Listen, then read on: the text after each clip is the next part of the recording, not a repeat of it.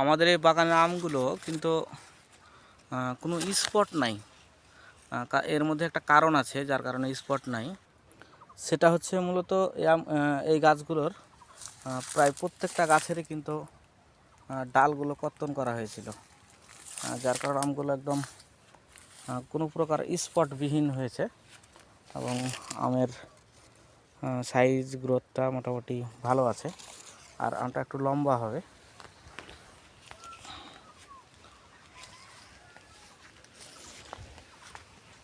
একটা আমেও কিন্তু কোনো স্পট দেখা যাচ্ছে না, সবগুলো আমেই কিন্তু একদম ফ্রেশ আছে। যদিও এগুলোতে ডাল কাটার কারণে কিন্তু আমগুলো অনেক নতুন গাছের আমের মতো হয়েছে। নতুন গাছের আমে যেমন কোনো স্পট থাকে না, যার কারণে অতিরিক্ত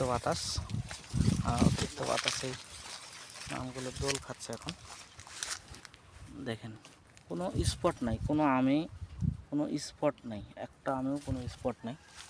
আর নতুন গাছের আমগুলো একটু সবুজ আকৃতির হয়, এটা একদম ফুল সবুজ।